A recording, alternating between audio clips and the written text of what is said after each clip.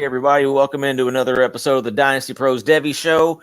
Tonight we are going to do a quick review and recap of Week 3, along with a couple players and situations that we're all excited about. All that coming up next.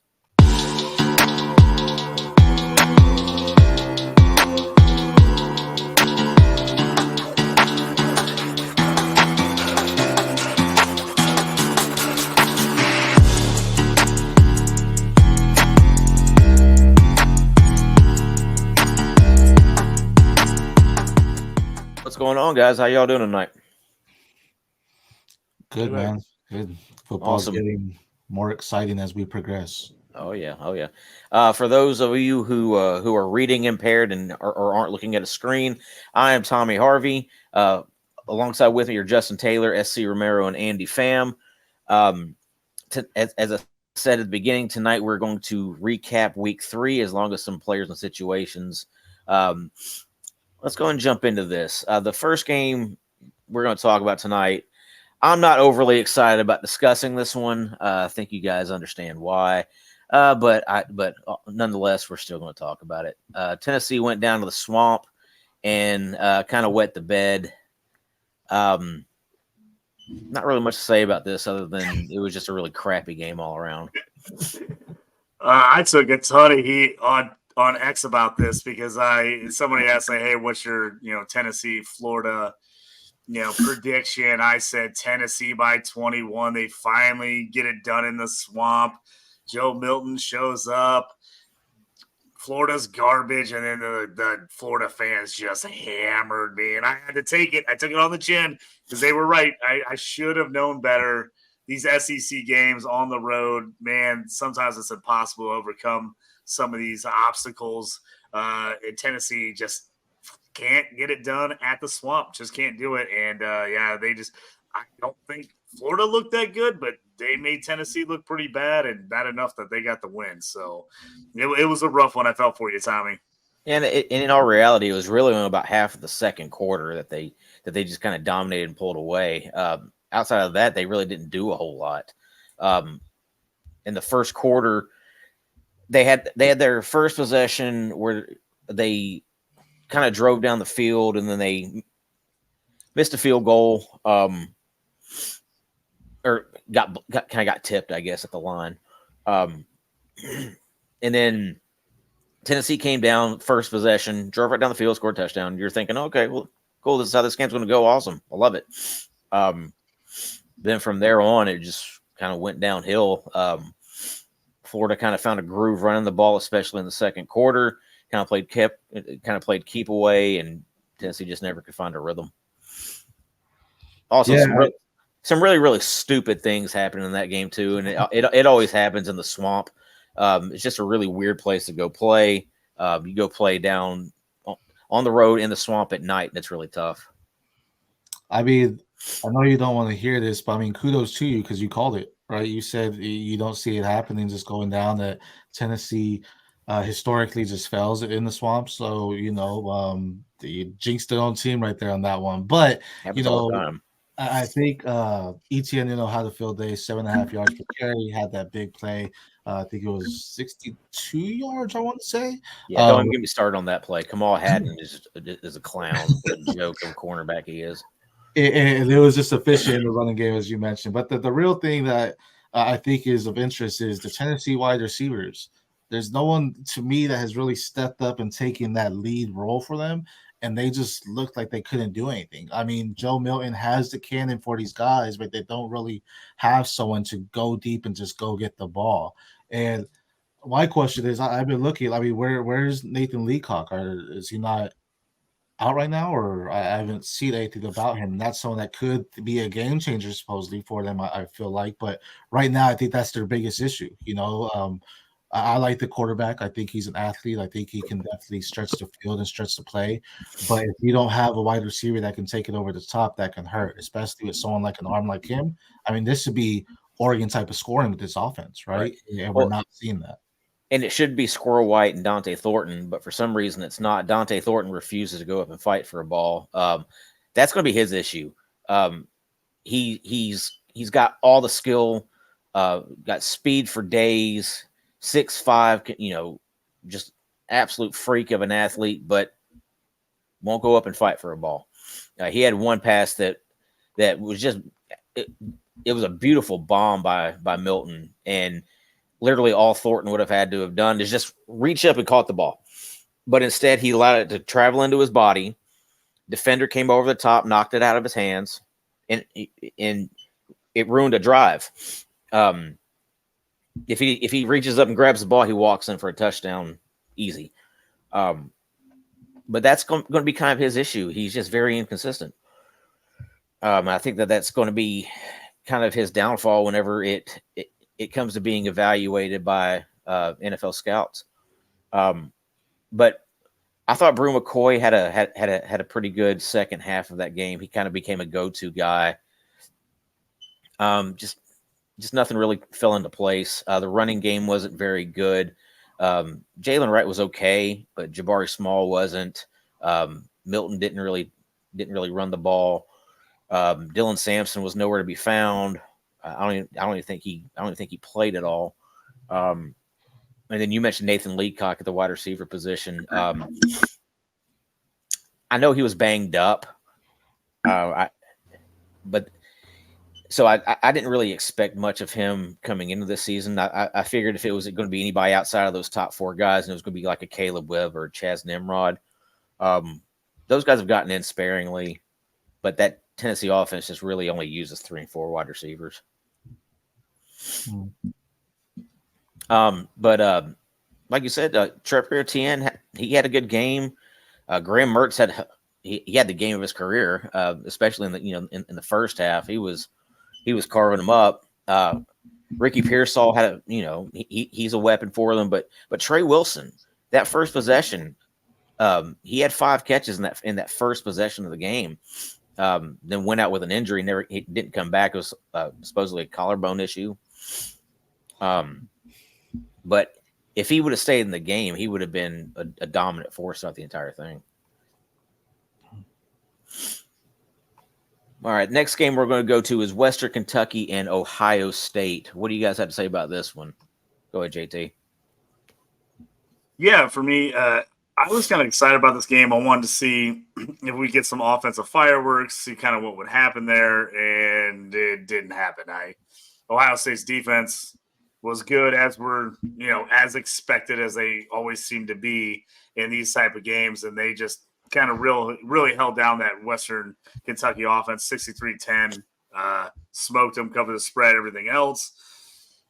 McCord looked decent. Trayvon Henderson had his best game in a while with 13 carries for 8 yards and 2 touchdowns.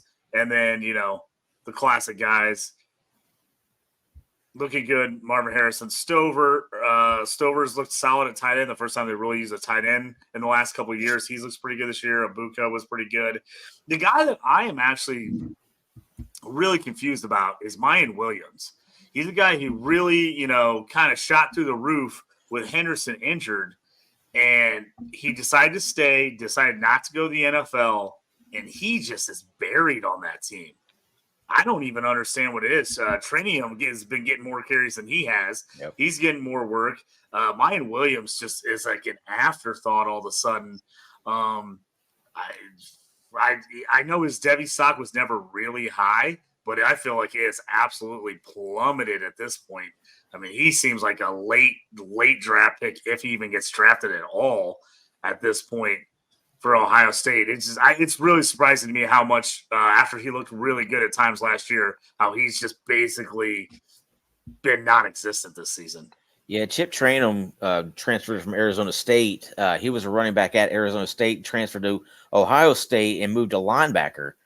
And now he's moved back to running back, and it looks like he has leapfrogged both Mayan Williams and Dallin Hayden, and to where neither one of those guys are really getting much, if any, run. So it's, but Trayvon Henderson did look good. Obviously Marvin Harrison Jr. was fantastic. He had that long touchdown reception where he just pulls away from everybody. That's going to be pretty much the norm for him. He's so much faster and just such a crisp route runner. They were talking about during the game, they were comparing him to his dad, and they were like, yeah, he's just a stretched out version of his dad. He's 4 inches taller. So, you know, you can imagine his dad being 6'4" instead of 6 foot tall, and that's what you got. Yeah, and I think if you're in a CFF or a C2C where you need some tight end help because it's pretty awful out there right now, and a bunch of big names have been hurt. Cade Stover, might be worth an ad. I mean, the guy's got 2 games where he's got 5 catches for 90 plus yards this year.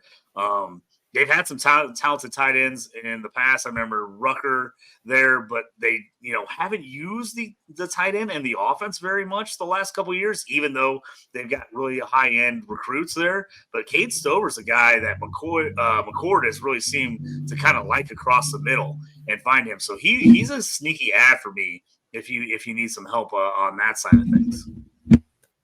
Hey, Andy, let me ask you about what you thought about Malachi Corley. Did he show you enough on Saturday to be considered a high-end Devy asset, or even a late day 1, early day 2 draft pick?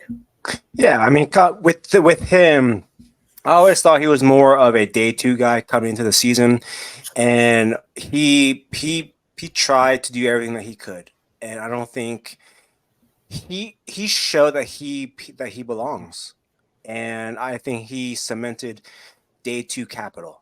I don't think he can get into late day 1, but I think he's for sure a day 2 guy. I was really impressed with him. SC, you got any thoughts on this game, bud? No, really. I mean, coming into this, none of us expected Western Kentucky go in there and beat Ohio State.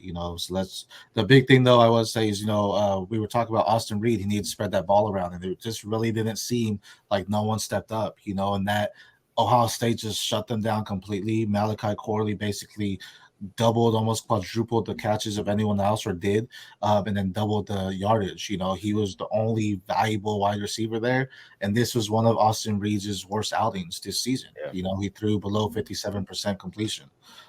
So that was really the big takeaway. I mean, if Ohio State didn't blow them out, then we had questions. It looks like they're finding their stride. They're starting to roll. It's going to start to get interesting because now we're getting some conference play. So now it really shows what they're about. They had some time to figure out what they can do. And, Travion Henderson getting back under Igbuka, Marvin Harrison, so this is going to be some good times going into week 4. They needed these 2 big wins to just say, all right, we're still the same team that can get into the playoffs. Yeah, as far as Western Kentucky goes, it obviously hurt not having Dalvin Smith available. He didn't play, and then Matheson has been out for the entire season. So I think moving forward, if they can get Dalvin Smith back, that would be a big boost to as another weapon to go along with Corley. All right, next game we got LSU and Mississippi State. Wow, we were kind of off on this. We were kind of I know both me and SC were kind of expecting Mississippi State to kind of hang around a little bit better than what they did in this. But Jaden Daniels looked really good. Again, I'm not sure if that's because he's any good or if that's because Mississippi State's just really bad. I still don't think he's the best quarterback on that team. Yeah, I'm not a Jaden Daniels guy. I mean, I'm not going to knock him. He played really well. 361, 2 touchdowns, 30 of 34, ran for another 64 and 2 touchdowns. I mean, the guy's an okay college quarterback. He has these outings where you're like, oh, look at Jaden Daniels. But I just don't see it on a week-to-week basis for him. He played a really good game this week. We'll see what he does next week. Obviously, I think the big storyline, Devy-wise, Malik Neighbors. Mm-hmm. They finally were like, hey, we got this stud on offense. Why don't we use him? Malik Neighbors, 13 catches, 239, 2 touchdowns. Looked fantastic. He had almost most of that in the first half as they blew him out. So, I mean, he actually piled that up early on in that game. I think for us that have a lot of Malik Neighbors and Devy who were kind of getting a little nervous, I think this eases the worries just a little bit as he had a really, really nice game. That was my biggest takeaway. This Mississippi State team is just, it's so weird to see how they play this year. Will Rogers, 11 of 28 for 103. I mean, that is like night and day from everything we've seen for him in his career at Mississippi State. I know they've gone a different direction on offense without Mike Leach, RP to him, but it's this team, man, they just look totally different. It's a little bit of a mess over there. Marks is about the only guy you can even say anything about right now on Mississippi State that I think is even doing remotely well if you got him in CFC or CFF or C2C. I mean, but yeah, I was just pumped to see Neighbors do what he did, and he did it early, which was great. Yeah, and I think a lot of that was Neighbors. I think kind of demanded the ball a little bit more, especially with Mason Taylor being out. Taylor didn't play. I've actually gotten a little bit higher on Brian Thomas as the season has gone. I think he looks really good. Big frame, big body wide receiver. He also runs well, and he really complements Neighbors a lot on the outside there. I think it was Andy that said it first last week, where he was like, they just need to get Neighbors involved. That's the key to success. And, bravo for that, because that's exactly what happened. And he dominated. I mean, he got more yards in one game than like 90% of college football wide receivers right now, so he just went out there and just really made it his game. And Mississippi State just couldn't, LSU did what they had to do. We were down on them. They haven't been looking nice, but hey, again, they're about to get into some tough schedules. One lost team can't make it to the playoffs. So they did what they had to do at the right time, and hopefully they can continue this and say, okay, Neighbors is the guy we need to attack. Regardless of what's happening, we need to try to get him the ball. Yeah, after seeing them play week 1 against Florida State, they didn't look like much of anything, but now they've kind of turned it on, and they may very well be the best team in the SEC West. I think it's going to come down to them and Ole Miss, honestly. Yeah, with LSU, this is what they need to do going forward. You have a top 3, 24 eligible wide receiver on your team. You feed him the ball, and that makes the quarterback's job a hell of a lot easier, especially when you're Jaden Daniels. Yep. Agreed. All right, next game, Minnesota and North Carolina. Most of the talk here, I think, is going to be about Nate McCollum. He just had a heck of a game. Really was the only wide receiver to be involved at all. I was thinking, Kobe Paysour may have been the guy for North Carolina now that Tez Walker is not eligible, but it looks like it's going to be McCollum, and he did not disappoint anybody. Matter of fact, he was a massive surprise to the point where now I think people are scrambling to their CFF waiver wires and seeing if he's available. Yeah, I've got him in a bunch of spots, and I was kind of just sitting there holding him going, man, is he actually going to do anything this year? And then 15 for 165 and a touch. I mean, he looked great. I'm like, oh, now I'm pumped I have him. I had him in a bunch of spots. I just been kind of sitting there. I had him on a couple of leagues. I have IR. I had him on the IR when he was kind of banged up early part of the season. So he was the big surprise for me. Love to see it. Hopefully that means Drake May now has found his number 1 wide receiver, and we see a little bit better play from May as we saw him. All of a sudden McCollum steps up. He throws for 73%, 400 yards and 2 touches. 2 more interceptions. Hurts. Really, really bad interceptions. Really bad interceptions. But he looked better. And a guy I think we're going to have to start talking about. He's going to start getting on some radar. Darius Taylor, the freshman from Minnesota, the running back, kind of eased him into the season. Had a big game against Eastern Michigan because they were kind of way up. They kind of gave him a lot of carries. Didn't know if they were going to stay with that. Came back against North Carolina, got 22 carries, another 138 and a touch after having 33 for 193 and a touch the week before. He's a guy that spurned, I think, Michigan and a few other big-time programs. They end up going to Minnesota. So he's a guy that if, deep Devy leagues, or if I'm in a C2C, he's a guy I'm looking to add because he's only a freshman. You're going to get a couple years at him, and they're already looking at like, hey, I'm actually upset I didn't get him in a couple leagues. I was out of waiver moves, and I'm like, oh, I can't go get him. But he looks good to me. Those were my 2 big takeaways from this game, were Taylor and McCollum. Minnesota loves to go with that one running back kind of bell cow. They've had that the last several years with Mo Ibrahim, and now it looks kind of like they found that with Darius Taylor. Yeah, though I mean, I had said that it's gonna be a battle of the running backs. Unfortunately, North Carolina came out hot. They scored on their first possession. I'm still not sold on Drake May. He still hasn't looked like the quarterback I want. So I mean, he's still down on my rankings again, just because those interceptions did look bad. And with Nate McCollum stepping to the scene, it's one of those where, okay, is he a quarterback that needs the wide receiver to look good? So he's been dropping on mine, but Darius Taylor outrushed the entire North Carolina running game. So he had a phenomenal game, and it's interesting to see. Hopefully Nate McCollum is that guy to step up for Drake May. You didn't see what you wanted to see in Omarion Hampton really or anything like that. Kind of just shut them down completely, which is pretty nice to see from Minnesota. But those are two valuable pieces as well. But Drake May found his stride and the passing game worked, so they didn't really need to rely on them.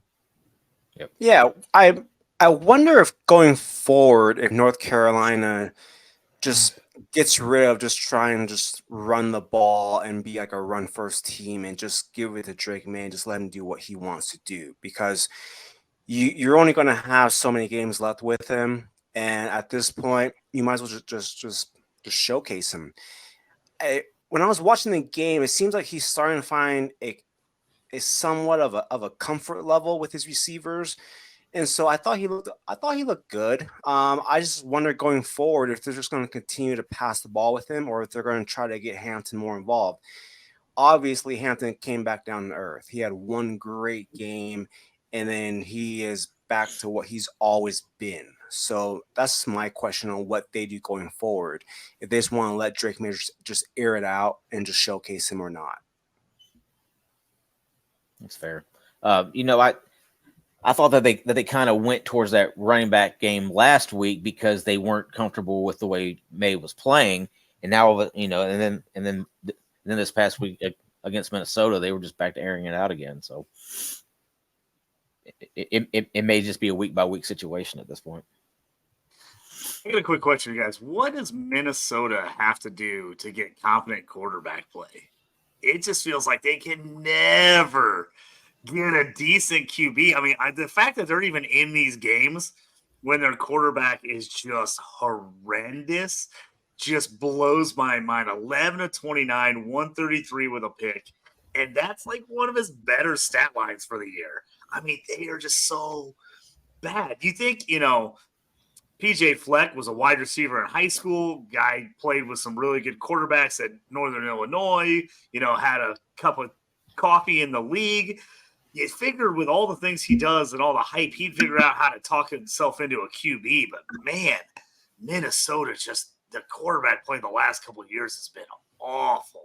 Well, it's like the majority of the Big Ten, honestly. There's you have so many bad QBs right now. I mean, you really only have your really two or three, three top end quarterbacks in the Big Ten, and then everything else is just dud city. You got McCord, and then you got McCarthy, and you got Aller, but other than that, everybody else is just really, really bad. I mean, Tagovailoa is probably your next best quarterback. I mean, that's kind of yeah, that's kind of where the state of the conference is. I mean, they're so lucky. It's like, are all these defenses really that good, or is the QB play so bad that it makes all these defenses in the Big Ten look really good? Mm-hmm. I mean, obviously Ohio State shut down Western Kentucky was nice, and Michigan has a legit defense. I think Penn State does too. But man, some of these games, it's like you used to think it was just great defensive play, and now I'm questioning that. Yeah, I mean they're really looking forward to Dante Moore and Malachi Nelson joining the conference next year. Big Ten's about to blow up. It's about to be great. Oh yeah, I hear you. All right, last game we're going to talk about South Carolina and Georgia. This really started off really, really well for South Carolina. First half was great, up 14-3 at halftime, and then all of a sudden, the second half it went south quickly. Georgia really turned on the gas and decided that they were going to put it on them, and they really held Spencer Rattler in check in the second half. Yeah, I just think this Georgia defense, it's what it's been the last couple of years. I mean, it's talent on talent on talent.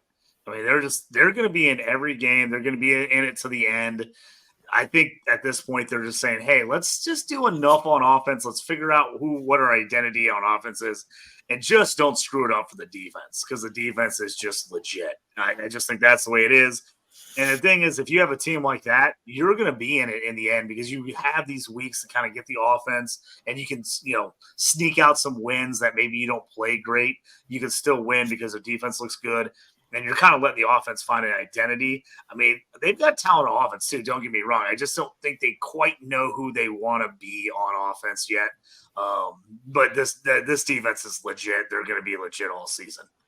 Well, their offense, they're getting Dominic Lovett kind of integrated into the offense. Carson Beck is really coming along as a quarterback. I think he is a sneaky 2024 draft prospect, honestly. Just because you don't know, I mean, he really is an unknown, but he's got all the intangibles. Good size, decent mobility, really good arm. He just needs the experience.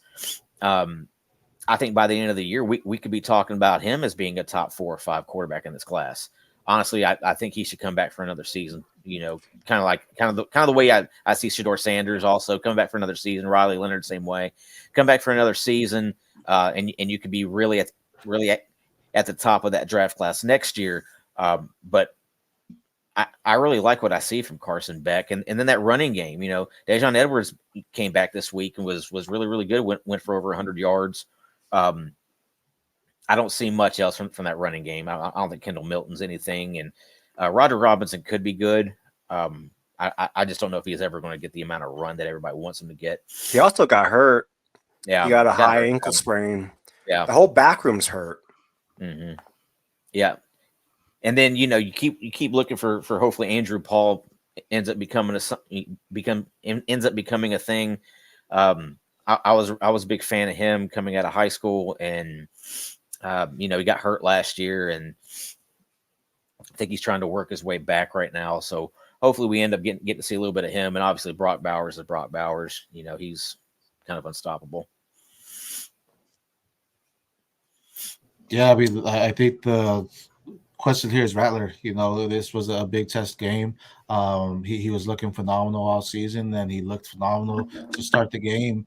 And then it's kind of what happened. He didn't adjust properly. He started making foolish plays and not being able to focus and get it down the field as he needed to. I mean, they just completely switched it around, the defense as a whole. And that's going to be a big part for South Carolina and for Rattler. That's going to be the deciding factor on how he reacts to those games. And he doesn't need to win them, but he needs to look good. And he just didn't look good. I mean, he had, I think it was 88.8% completion in that first half. And then the second half, I mean, he dropped down to below 60%. So he just had a terrible, terrible game. And it's just, you don't want to see that. Kudos to Georgia. They look great. It looked like they actually had a running game this time. And this is an exciting team. To me, this is the championship Georgia that I want to see. And now they can look like they're a threat. Yeah, and speaking of South Carolina in their passing game, they started off hot. Juice Wells was available for the start of the game, scored the touchdown, and then immediately came out with that foot injury. Xavier Legette, though, continued to look good. Andy, go and talk about him. Yeah, I think his stock is just rising by the day. Juice was already been ruled out. He's probably going to be out for a couple of weeks. So now it's all going to be on him. And I think he's going to blow up these next few games once they get into the conference play. I thought he looked great. On that first drive, there was a deep pass where he caught it, and it was just so fluid. And then throughout the game, they were trying to get him involved. And you could just see the entire Georgia defense just game plan around him. And coming into the second half, that's what they did. That was their only goal, was to stop him and just let everyone else do whatever they can. So I think going forward to the rest of the season, I think he's going to blow up. Yeah. So with us being a Devy show, though, and with the way we're seeing Kyle Pitts kind of be, he's not looking great in the pros right now because of the offense. Does that scare you for Brock Bowers? Like, is he still a top 6 pick, even if he goes to a bad team that doesn't seem to utilize that tight end? Like, do you wait for a later guy, or are you still going to go and get Brock Bowers just because of the athlete? Yeah, he's a different type of player than what Pitts is. I know that they're both classified as tight ends, but Bowers is more versatile. You actually see Bowers on a week by week basis taking end arounds, taking handoffs out of the backfield and getting around the edge and burning people. You never really saw that from Pitts. He was always a kind of split him wide type of guy. And in Atlanta, Arthur Smith wants to play him in line. So I mean, that's not really his strength. If they were to play Pitts to his strength, I think he'd be perfectly fine. I got to shout out Andy for the Xavier Legette pick last week. We talked about it. He talked him up. I was like, oh, I got to get him right away. My waiver wire had already gone through in my C2C league, and I was like, I put it in anyway for this next coming week, hoping that nobody else listened and didn't take him. And I like got real nervous. And I was like, I'm going to put like 70% of my budget on Xavier Legette. So I got him. Andy. He came through today on my waiver just before the show. I'm super pumped about it. He's on my. Nice. It's not a league that me and you are in, is it? I was like, not. No one pick him up. I hope that's not a league that me and you are in together. But it's not. But I was super pumped about it, and I was like, man, I was really mad when I realized I put it in last week after the show and realized the waivers already went through. So I was pumped when I got him this week, though. So thanks, Andy, for that. I appreciate it. Now you need to go back to the league and be like, look, guys, I listen to this show every week. This is how I knew about this guy. Yeah, absolutely. Pays to talk to Andy Pham twice a week. That's right. I'm just learning from Andy. I'm just on the show so that Andy can tell me who to pick up. That's all it is. All right. I know we all have a few guys we're wanting to talk about tonight. I'm gonna go and kick it off. First guy I want to talk about, Michael Penix Jr. He has really, really risen up the quarterback draft board. He may end up being, QB3 by the end of this thing. I'm sold on Caleb Williams being QB1. I am kind of chiseling in stone Quinn Ewers being my 2. I think Penix can be 3. I think he can beat out May. I like what I see on Penix. I'm really mad at myself. I was like telling everybody to hammer Washington in that game, and I put it in a parlay, and Colorado didn't come through for me. I hit every other game in my parlay, but Washington absolutely rolled. I thought they would. And since you brought up his name, I know we weren't going to talk about him in this segment, but since you brought up his name, Quinn Ewers in Texas, what were they doing against Wyoming? In that first half, what were they doing? I went back and I saw the score later, and I was like, I have to go back and watch this game. I waited till the replay came on Longhorn Network, and I went back and rewatched it. I'm like, it was bad. What were they? They took the end of the game to even just okay, I guess we'll score some points and put this game away. But man, there's no way Wyoming should have been in that game the whole time. And Ewers again, they were playing way too conservative. He just needs to play Alabama every week. Ewers has to play Alabama every week, and he's a top 2 quarterback. Yeah. If he doesn't, he's I don't understand it at all. Well, they were playing way too conservative in the first half. The second half, they kind of turned it on a little bit, but in that first half, it was almost unwatchable. It was brutal. There were almost 0 highlights in that first half. Everything came after halftime for them, and I'm still super comfortable with him being my QB2 right now, though. With the quarterback draft class, with Penix, he's a tough eval for me just because he has those injuries in the past. Right. And he didn't look great until he got into the system. And so for me, is he being propped up by the system, or did it just take a little bit longer for him to kind of find his way? So when I look at this draft class, I don't know. There's so many older guys, questionable guys. This is going to be a real hard quarterback class to just eval. Well, I think a lot of it was that he was at Indiana. What can you really do there? You get into you move over to Washington where you have, 3-4 big time wide receivers, a good play caller, and now all of a sudden you look like a Heisman contender. So I don't necessarily think it's system. I think it's fit. I think it's weapons around him, and I think it's the fact that he's no longer at Indiana where you're just dead in the water there. Something I want to bring up about QBs real quick. We're finally hitting the end of those COVID years.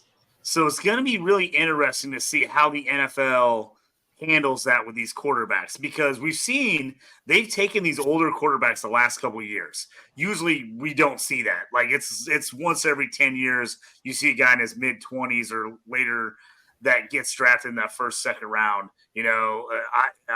Winky or someone like that. But usually it's like, hey, we want the young guys like 2021, they can still build.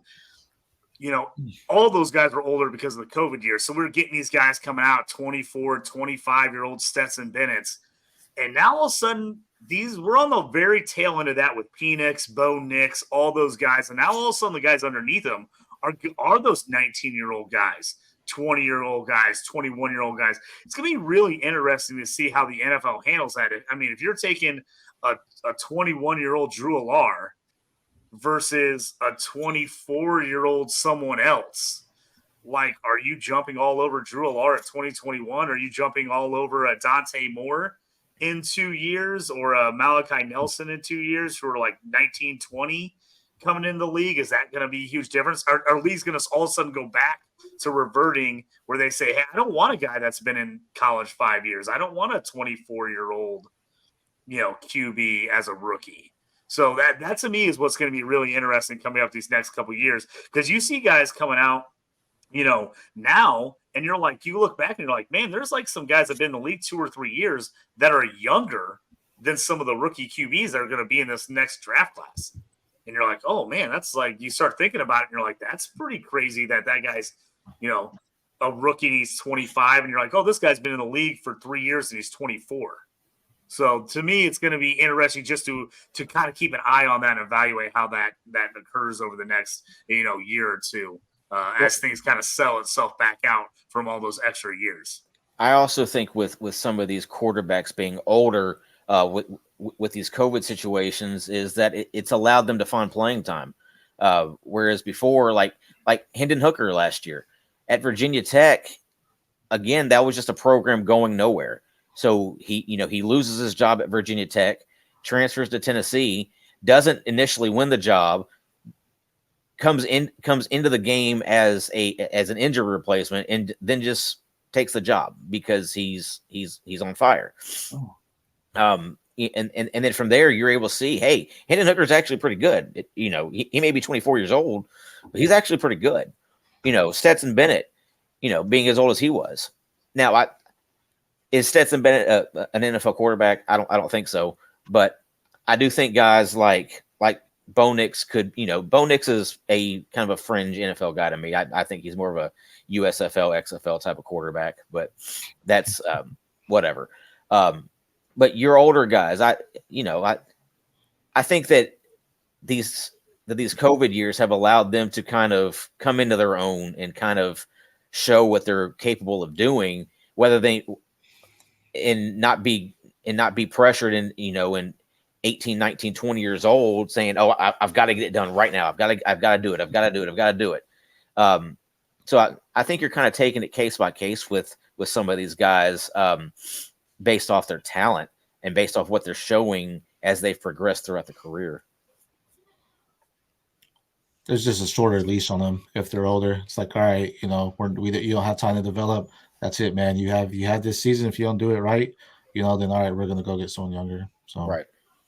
Yeah, that's why I think at best Penix is a late first at best, because you would have to think about it. He's gonna be 24. He'll be 29 at the end of his rookie contract if he gets that 5th year. You have to go to a team that is essentially almost already made, because he's 24. You're on that rookie contract. Time's ticking. So you can't go to a team that's young, that's like on the upcoming with all these rookies, you have to be more of a team that's like more veteran laden team, kind of like the Cowboys, kind of like that, where they're older, they're more established, and then you just plug him in there. That's like the kind of fit that I see. Well, that would- Phoenix kind of feels like Cowboys. I like that kind of Yeah. like Andy Mixer. Like he kind I of like that feels too, like he yeah. would be a guy the Cowboys would take. I hadn't thought about that before. That kind of feels like I'm like, oh, left-handed Dak, like going there. I can kind of see that. Them going, hey, we need to save some money. We're going to move on from Dak. That's actually a pretty good little spot there. I like that, Andy. Well, not only that, but if he goes to a team in the late first round, guess what? He's going to a ready-made situation in a fantasy gold mine at that point, right? So he's going to a situation to a team who has big time weapons, who is good around him. So I mean, if he's drafted in the late first round, you're like, okay, well, great. If he comes in, starts day one or even year two, now you're looking at him as being a very valuable fantasy asset. One quarterback interest, I mean, or a good example is Desmond Ridder. You know, a couple of years ago, he went in the third round, one of the older quarterbacks going to the Falcons. He's on a short lease. If they don't do it, hey, man, we're going after a quarterback, you know? So you don't have to necessarily invest that first round guy in the older guys. Get it later round so you're not paying them as much, but then let them know, look, if you don't even impress in camp, then there's no commitment as much to you. So, yeah. A couple of running backs I'm wanting to talk about. Audric Estime for Notre Dame and Katron Allen for Penn State. Both of these guys have jumped up, have made extreme jumps in my running back rankings. Estime has really proven to be durable.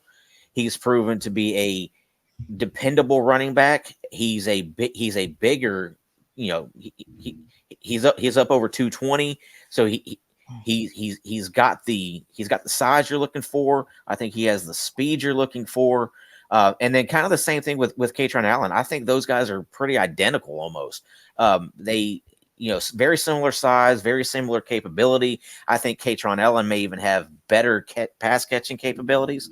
But in that Penn State running room, everybody talks about Singleton when they should be talking about Katron Allen also.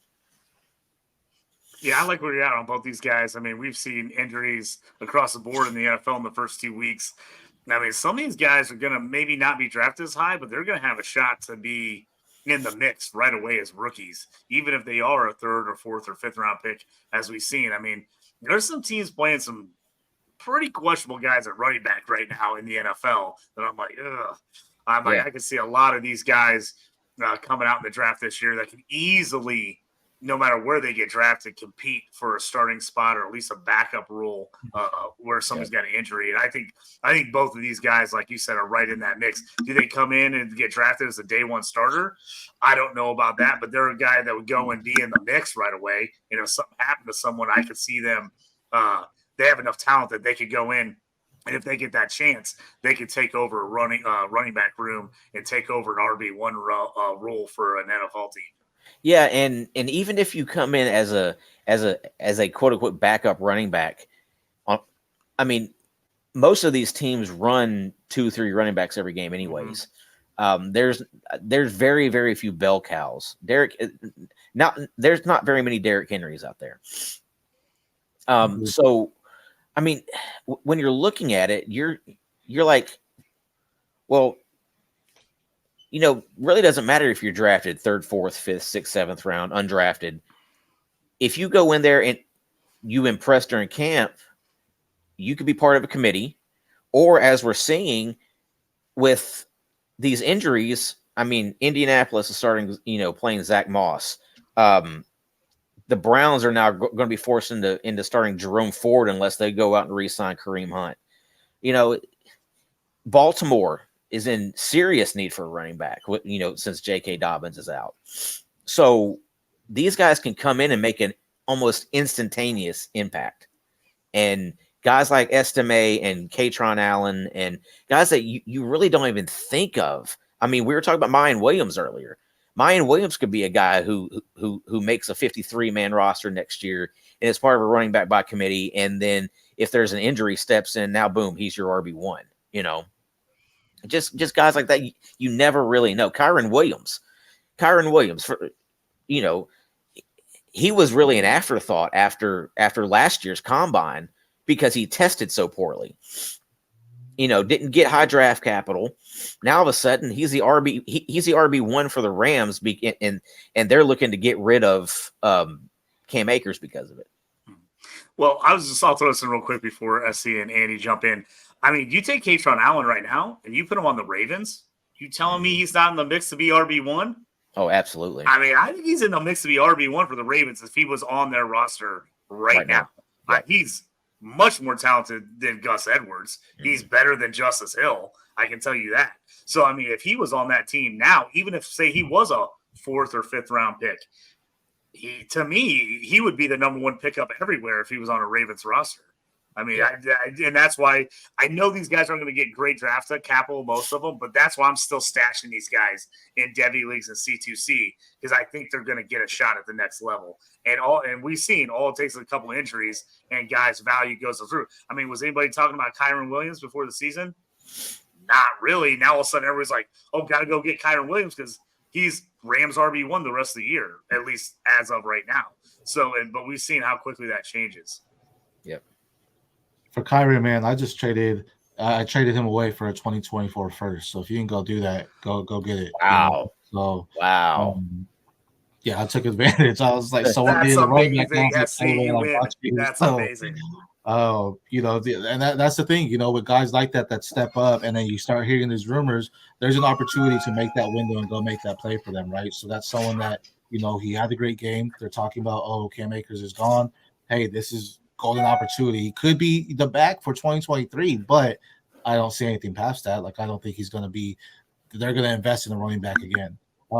I love the Katron talk. I can pull up messages from my other buddy named JT where he was talking about Singleton, and I was like, man, I really think Katron's going to give him a run for his money. Not Singleton to me is the better back, but I knew Katron was a good secondary piece, and really they can work well together, and they have been. It's a dominant running game. I loved him coming out of high school, and he's just someone that I feel will get into the pros. And when it comes to running backs, I'm personally looking at the 4th and 5th round guys, because you don't see a lot of them going in the 2nd and 3rd, right? If they do, sure, they're guys that were your Jamar Gibbs, Bijan, your top hand guys, sure. But I mean, the 4th, 5th round is really the bread and butter for the NFL and those guys. So those guys that go in, you can take them later, and then you just invest in them and see where they're going at the pro level. But with the way it's going and cycling through running backs, I mean, your Katrons, your Estimes, your Martinez's, those are all running backs that's like, look out for them come draft time, because the situation matters a lot of time in the running back room, right? Regardless of if it's a committee or not, how they utilize your running backs, whether it's in the passing game, just running the ball, outside, inside, whatever you want to say, definitely matters in that running back situation. And those 4th and 5th round guys are some gems. Well, let's just look at where the NFL has been headed towards the last few years. Outside of your top handful of guys like your CMC and Derrick Henry, and I mean, you're looking at teams that don't want to pay the running back position.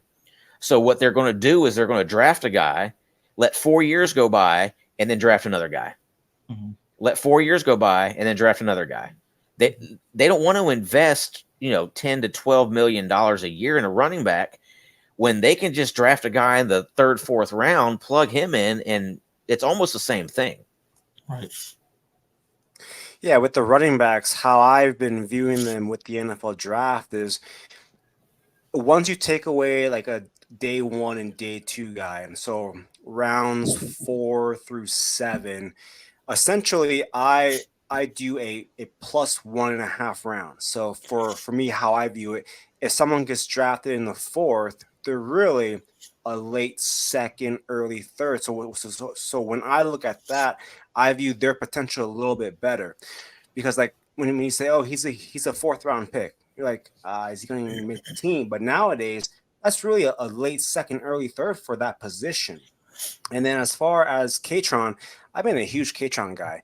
He's more of that blue collar, just do the work, get it in, and just at the end of the day, oh, he got 100 yards on 18 carries, got 4 catches, all this done quietly, whereas his counterpart, Singleton, is more of the flashier guy. So he'll get more of the buzz, but K-Tron's that blue-collar guy that's going to do all that dirty work in the NFL. Yeah. Speaking of running backs, Andy, you had a couple you were wanting to talk about. Go ahead and fill us in. Yeah, the first one I want to talk about is Jonathan Brooks for Texas. He's always been overlooked. Texas had Bijan, then they had Roshan, and then he was just kind of there. And then Jadon Blue came in, he got the hype. But Jonathan Brooks has always been efficient, and even this year with CJ Baxter, when he came in, everyone was be like, "Oh, CJ Baxter will be the guy." But Jonathan Brooks, when you watch him play, he looks and feels like a true NFL running back. He's efficient. He has good vision. He's got a good combination of power and speed. And on paper, it doesn't look like he has a receiving profile, but when you dig into his tape, he's been asked to run wheel routes and all these different type of routes, not just dump offs. So if you're in a C2C league and you don't have him, you can acquire him for cheap and he will grow into that Devy asset. I definitely agree on Brooks. It's taken me a while to come around on him. I didn't necessarily see him as having the ability to just take over that RB room in Texas, especially with those 2 5-star running backs that they have there. But Brooks has done it. He had a killer game against Wyoming this past weekend. Really kept them in the game for the most part and allowed them to pull away late and win it.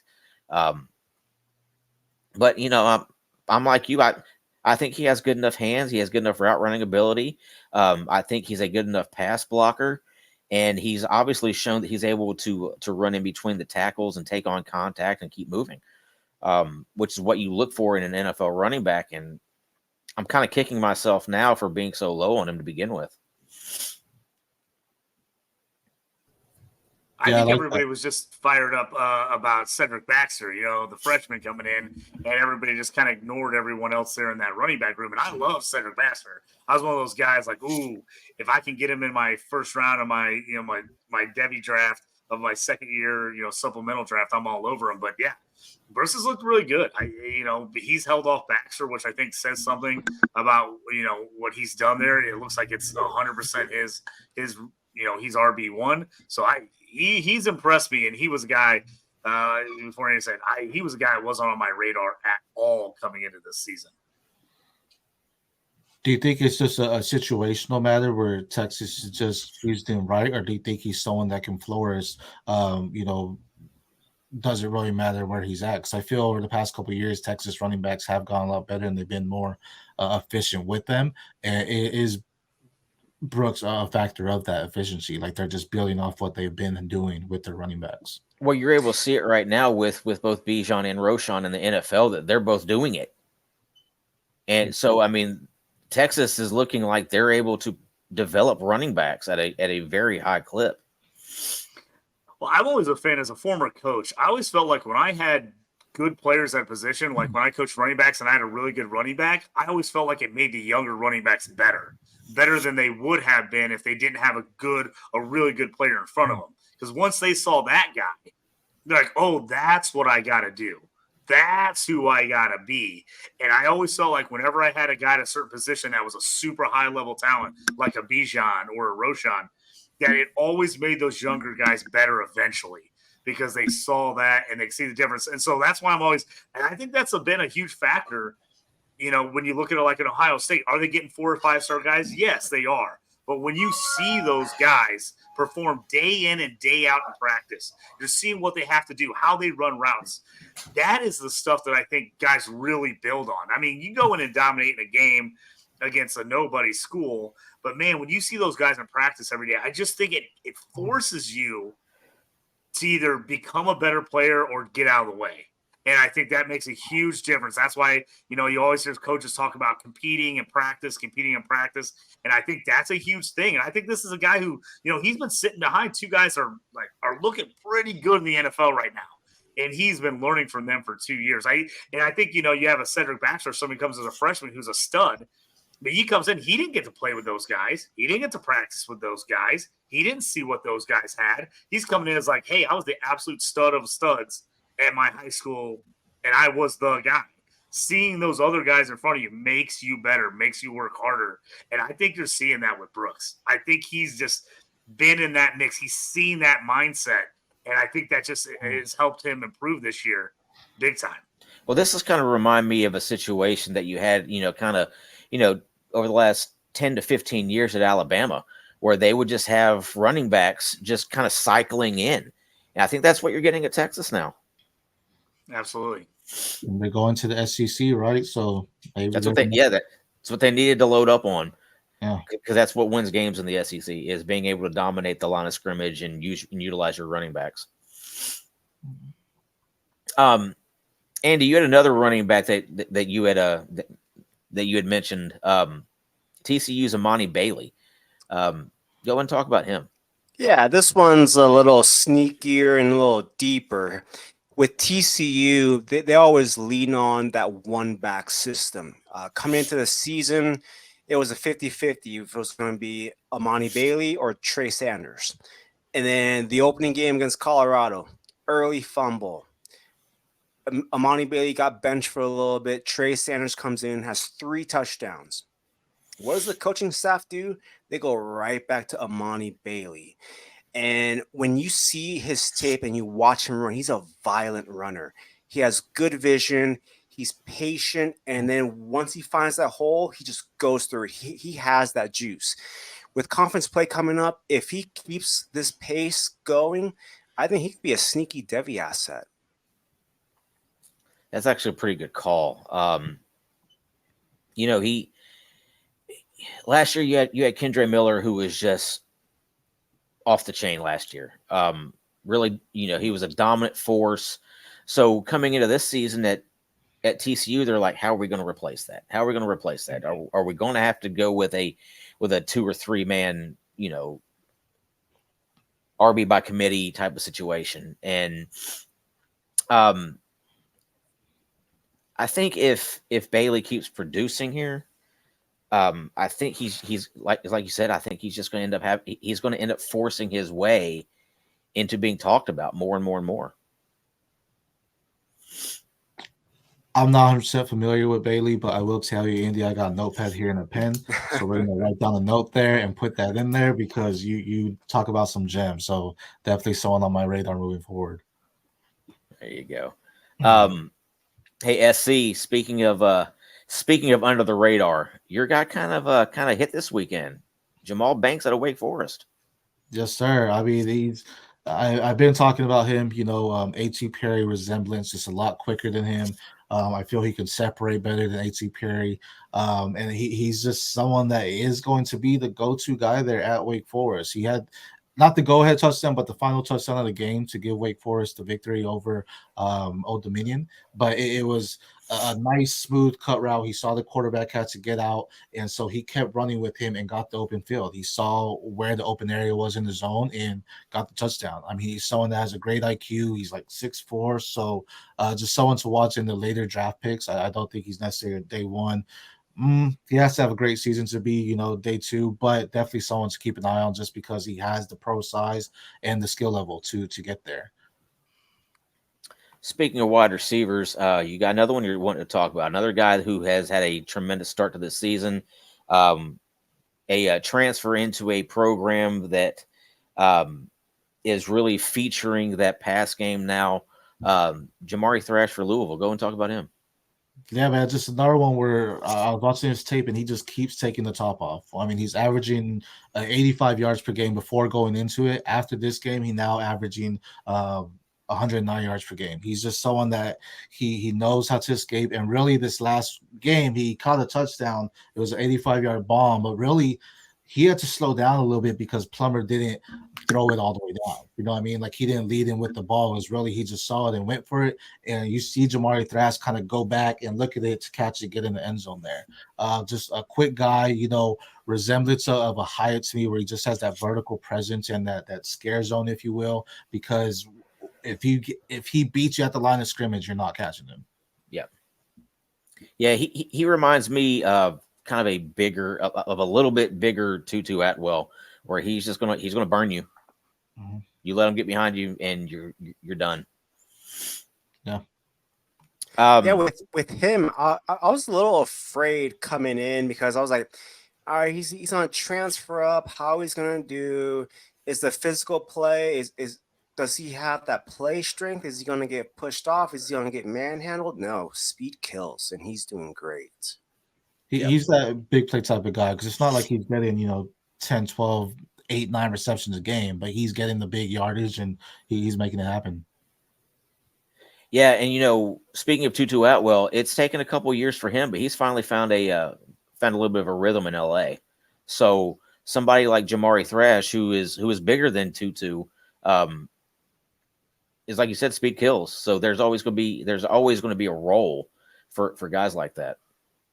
Agreed. SC, you are the kind of the resident IDP guy here. Talk about a couple of these IDPs. So one of mine being one of your safeties from FSU, Kevin Knowles. They won, but it was barely. I mean, they didn't look as great against Boston College. And to me, when I was watching him, he missed a lot of big plays. There was one where he just whiffed completely on the guy doing a slant route, and he just completely missed him. He went all the way up, and then he also could have had a sack, but he missed the tackle, and he just didn't look great that game. Still one of the top guys, I think, when it comes to that position, but he can't be playing like that, man. Against Boston College, you got to make those tackles, you got to make those plays, and he missed a lot in my eyes to them. And another guy being Purdue's Dylan Thiemann. I'm not sure if I'm saying that 100% correctly, but true freshman, 3-star athlete going in. He was lower on my radar, but I mean, he's going in there and he's just dominating. He's leading the team in tackles right now. He's all over the field right now. He's making the plays. He's the presence and the vocal piece to the Purdue defense. And he's someone that he's just an aggressive guy. Like he's a leader at that safety position as well. A true freshman, so you don't see that a lot where they just go in and look great. So definitely someone to keep on your radars moving forward because he could make a name in the NFL if he continues playing like this. Here's a question about him. Is he making all these tackles because he's coming up and playing at the line of scrimmage, or is he making all these tackles because the secondary is getting burned and he's having to track down wide receivers? Both. I think that's just shows his versatility because he is all over the field. He's getting to your quarterbacks, he's getting to the running backs. But yeah, I mean, same time there is no cornerbacks. But when there's a time like that, I mean, you want that guy to step up, right? He's rising to the occasion when he needs to be. Yeah, because that Purdue defense is getting torched a little bit early on in the season. So it definitely helps to have a good tackler in the back end of your defense whenever you're just getting torched like that. 100%. JT, talk to me about Drew Allar. Yeah, so a game that happened in my backyard this weekend, Illinois Penn State. Fans, the Kansas game destroyed the atmosphere here because fans were all fired up for this game until they lost to Kansas, and then it kind of killed things. But I will jump in before I talk about Drew Allar. I'm going to stay with the IDP tip with SC. Jerzon Newton. He goes by Johnny. So sometimes people look him up and they're like, "Who are you talking about?" Because it looks like Jerzon is what he is his name, but he goes by Johnny. Number 4, defensive tackle for the Illini, 6'2", 300 pounds. He's not Jalen Carter, but he's not that far off. I mean, this guy is a stud defensive tackle. He was making Penn State's O-line look terrible all day. The guy can run twists. He can stuff the run. He can rush the passer from the inside. He's a guy that if he came out last year, probably was a possible late first round. Most likely would have dropped a little bit in that second round, but they convinced him to come back. They said, hey, man, if you come back and have a great year, you could be top 15, top 10. This guy, I think, is an absolute stud, especially if you're in an IDP league that plays defensive tackles. He's a guy I'm all over next year. I just think he has a ton of talent. He has a huge motor.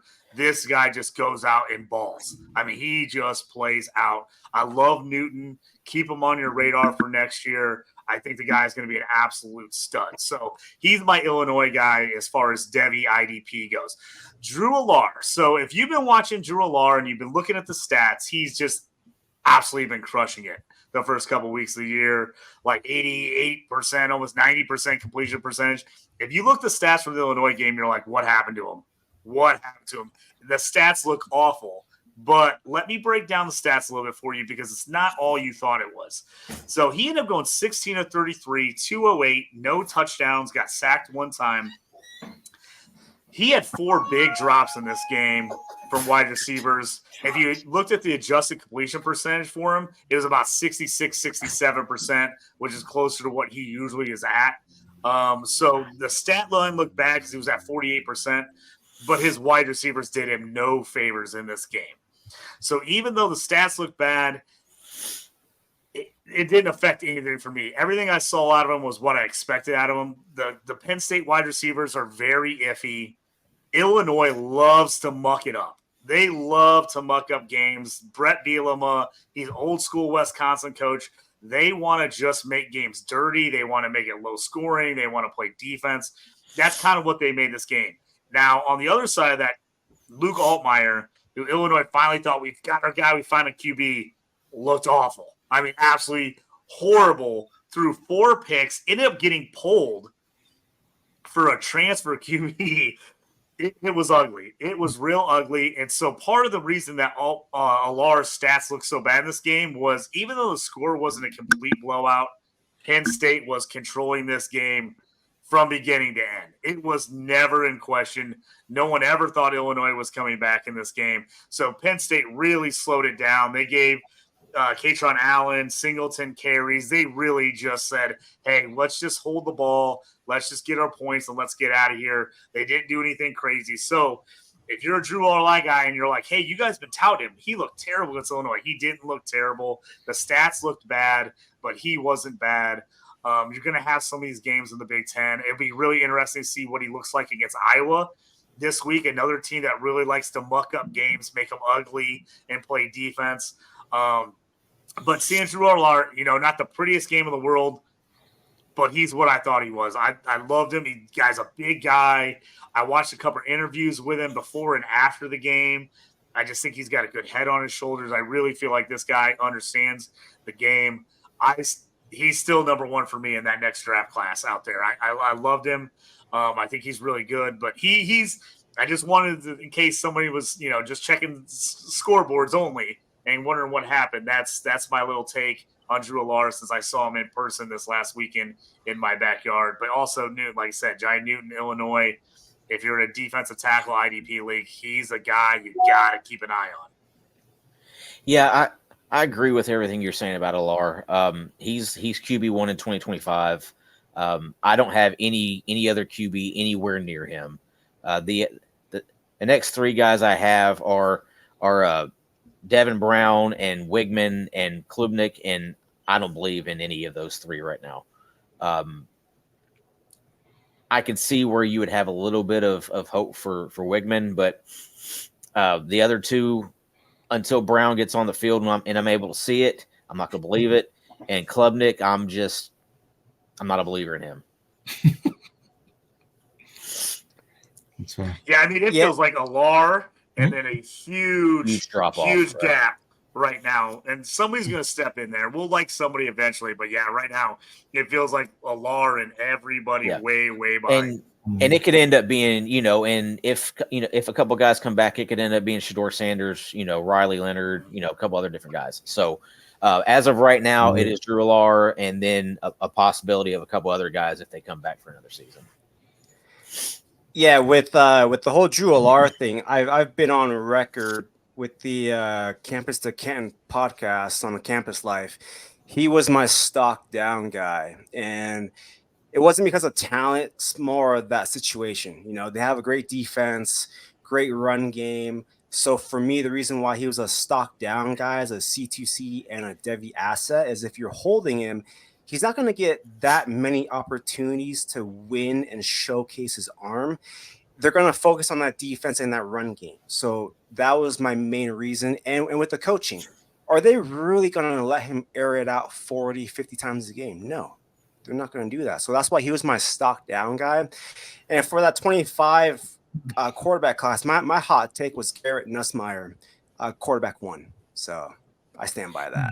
Well, with Aller, you know, they may not have a choice with teams like USC and you got UCLA, Washington, Oregon coming in. They may not have a choice. They may have to have him throw it a bunch whenever you're playing those teams. Ohio State and Michigan, you're gonna have to keep up with them. You know, it's one thing whenever you're playing Rutgers and Iowa and Minnesota and Wisconsin and, you know, Maryland and Indiana, all these lower tier teams, Northwestern, all these lower tier teams. But whenever you're playing teams who can score points, they're going to have to score points too. I think, Tommy, you bring up a great point there. I mean, I think that's going to be the really interesting thing about the Big Ten is when USC and UCLA come in, they're known for offense. How is that going to affect other teams in the Big Ten? And I'm going to go back to coaching again. I remember talking to coaches like, hey, yes, we can run the ball 50 times and beat this team because we're just better than them. But what happens when we play the team that's better than us? If we can't throw the ball at all, we're in trouble. We're in trouble. Does this change some of the coaching philosophies in the Big Ten when they bring in some more of these high-powered offenses? Do some of these teams like a Penn State, instead of going like, hey, we're obviously the third best team in the Big Ten. We could be 1 or 2. We got to have these 1 or 2 big games against Michigan or Ohio State. But you're like, hey, we can pound the ball and play easy going, and we'll crush Northwestern. We'll beat Illinois. We'll beat Minnesota. Those aren't even in question. You know, do these teams start going, hey, we might want to open it up a little bit against some of these teams so that we're prepared for the Ohio State, Michigan, USC, right, UCLA games? I'm really interested to see how that affects the Big Ten going forward. Well, it's like you were saying, Penn State right now is the number 3 team in the Big Ten. What happens next year when they're the number 6 team in the Big Ten? You know, because you're bringing in Oregon, you're bringing in Washington, USC. UCLA could even be better with another year, Dante Moore. So you're talking Penn State could possibly be the 6th or 7th best team in the Big Ten next year. Yeah, and does that change their philosophy? Do the coaches say, hey, we got to start opening it up here? Also, to recruits, you know, all of a sudden you're going like, man, offensive recruits are like, hey, everybody wants to go to Oregon. Everybody wants to go to USC. They're exciting offenses. We kind of ground and pound. Like, you know, we can't be the Penn State of old. So it's going to be interesting to see what coaches get on board and make adjustments and what coaches just, no, I'm going to do it the same old way. I don't care. My way's won in the past. And what coaches do that and end up failing because they refuse to get on board and make adjustments. Well, and also the thing is recruiting footprint. Now teams like USC and UCLA are going to be able to convince guys from Washington, D.C. to come all the way out to California and play because now their family is going to be able to see them whenever they come to town. Before it was like, okay, well, if you go all the way out to LA, we're never going to be able to see you play. Yeah, we'll never be able to fly out there. But yeah, right. Now you can. Now you got Maryland. Now you got Penn State. Now you got East Coast games. Yeah. And now vice versa. Teams like Penn State are going to have to recruit out in California. Are they going to be able to? Are they going to be able to convince a California kid to come play in the snow in Happy Valley? You know, I don't know if they're going to be able to do that. As far as recruiting goes, I think with those California kids and stuff, I think Ohio State won't have an issue. Michigan won't have an issue. They're Ohio State and Michigan. Yeah. Though. But I think all the others, they're going to have issue. They're going to have issue getting those top end speed guys. And that's going to be interesting to watch in a few years. And because that's what's always hurt the Big Ten as far as athleticism. They've never been able to get speed guys. They've always relied on being these big country, big, corn-fed country boys up front who block and tackle well, but then they can't run. Yep. So, is the speed of those California and West Coast teams coming to you, is that going to kill you? That's kind of been Notre Dame's problem too. They, not only does Notre Dame have academic restrictions, but just the fact that they play in the cold. Nobody wants to go there. Nobody wants to go to middle of nowhere Indiana and play. They don't. Well, just let's talk about some of these middling teams. Illinois, and all my Illini fans can get on me about this, but they're a middling team. They have been forever. But you've seen when they've been successful, who are their top players? They get DC kids and Florida kids.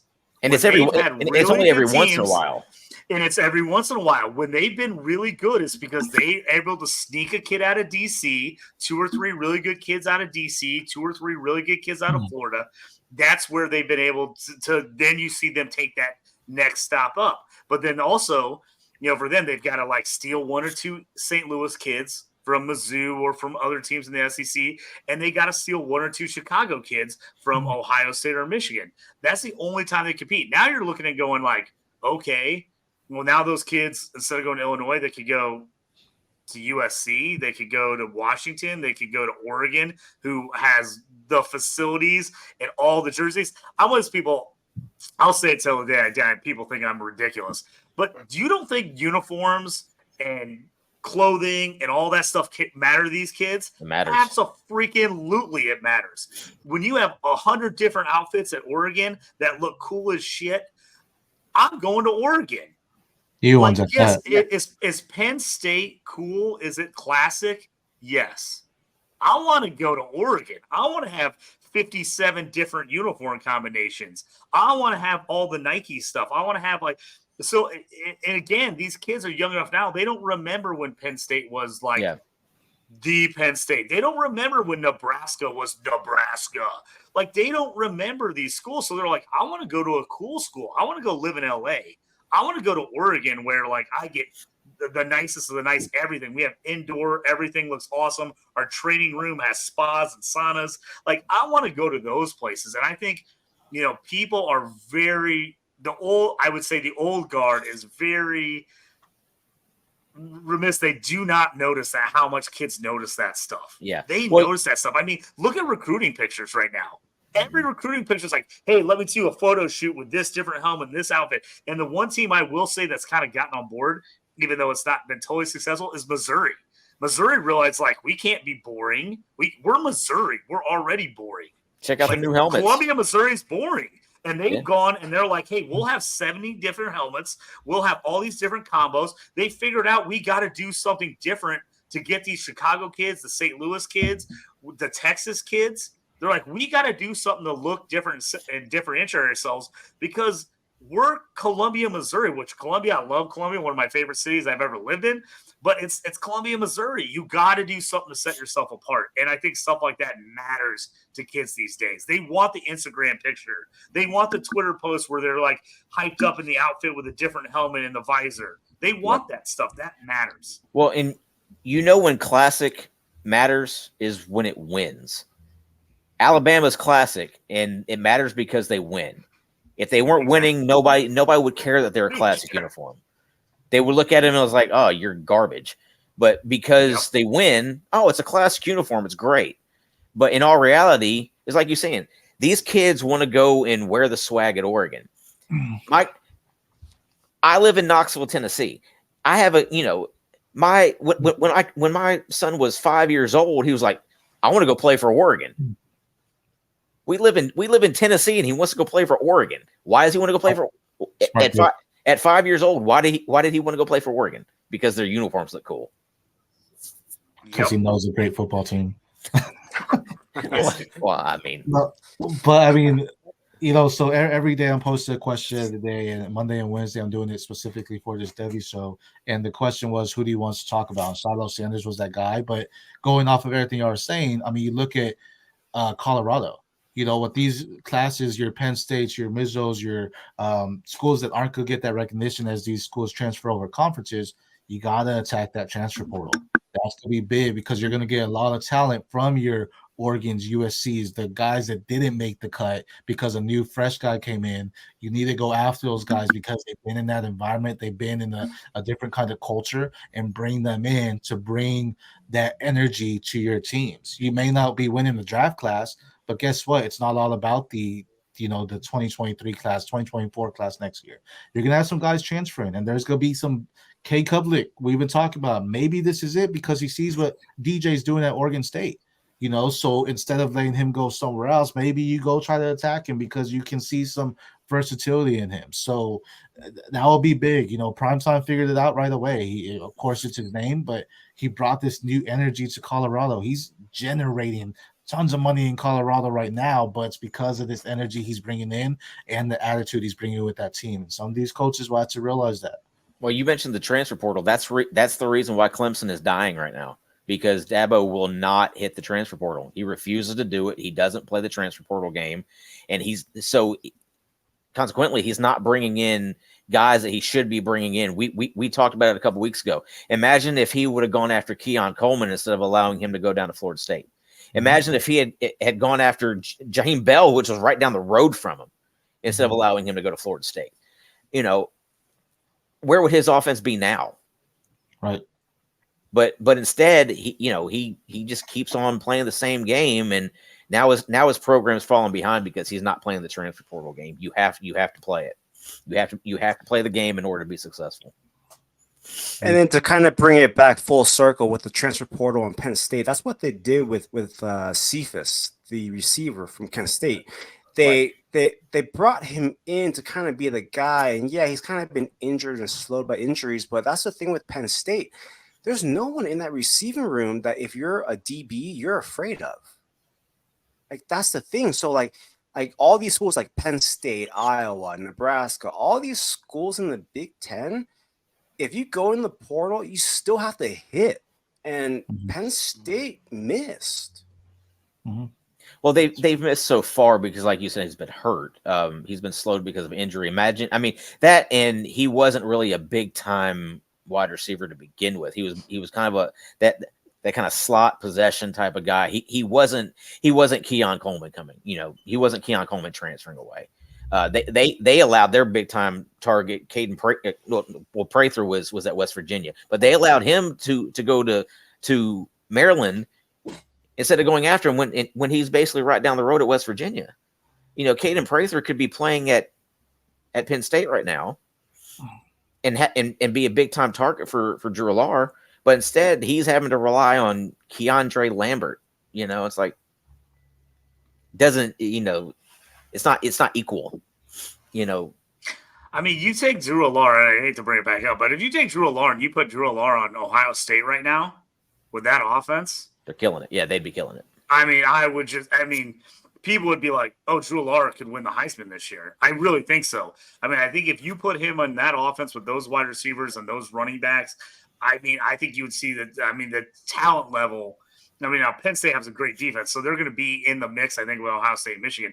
But talent level offensively, Ohio State blows away Penn State outside of running backs. I think Penn State's running backs match up with Ohio State's running backs, but the wide receiver core, you're looking at the 4th, 5th, 6th best wideout for Ohio State is probably number 1 for Penn State right now. Somebody like Kyon Grace probably gets big time playing time at Julian Fleming would be State. By far the best player.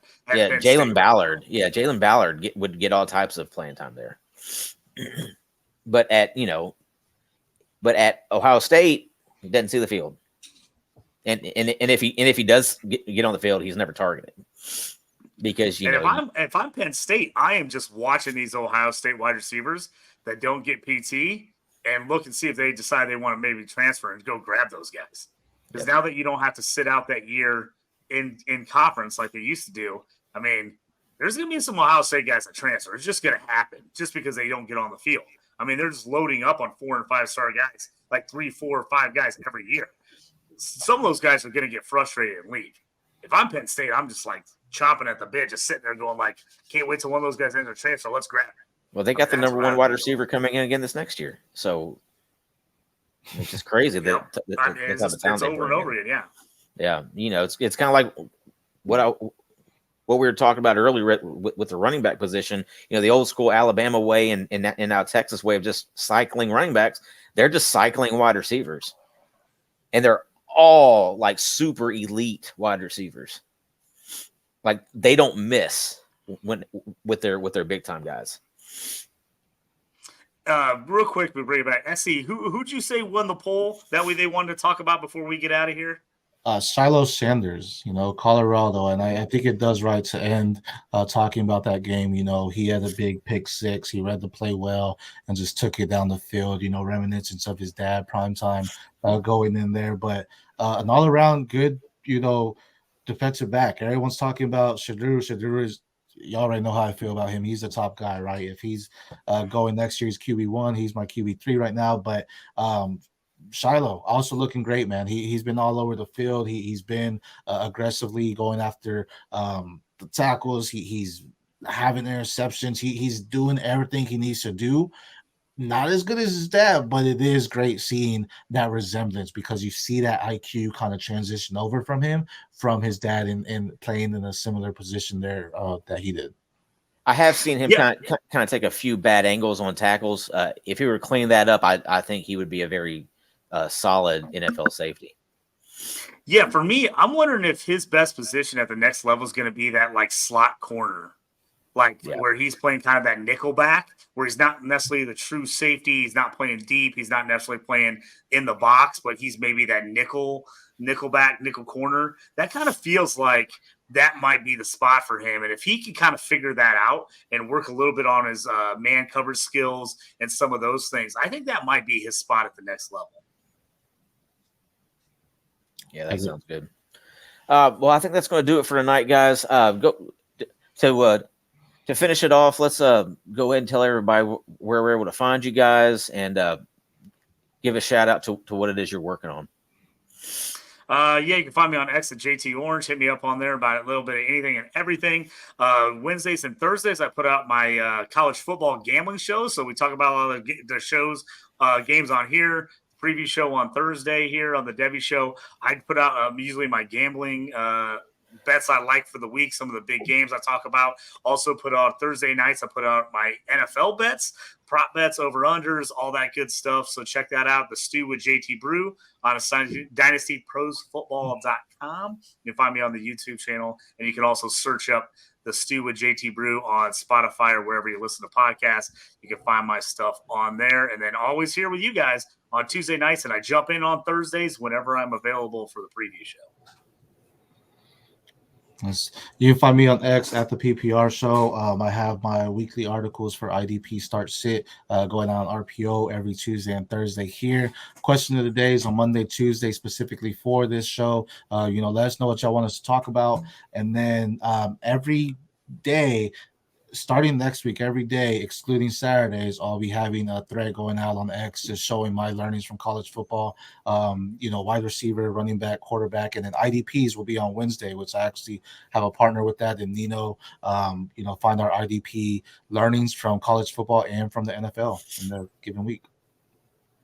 You can find me at Andy_fam1. I do 3 articles a week. Every Monday, I do a stock up, stock down, and a C2C names to watch article. Middle of the week, I have a player profile. This week is Michigan wide receiver Roman Wilson. And then to end the week on Friday, I preview the C2C and Devy games to watch. Awesome. As always, everybody go check out Andy's work on the website, DynastyProsFootball.com. Check out the website. We have all types of stuff on there. We got rankings, we got Dynasty rankings, Devy rankings, IDP rankings. We also have the trade calculator. Go check that out. Make sure you join as a member and you get access to all that stuff. As always, if you're watching on YouTube, just do us a favor, hit subscribe, hit the like button. Hit that notification bell so you know when we go on live. And until next week, we shall see you later. Have a very solid week and enjoy the football this weekend.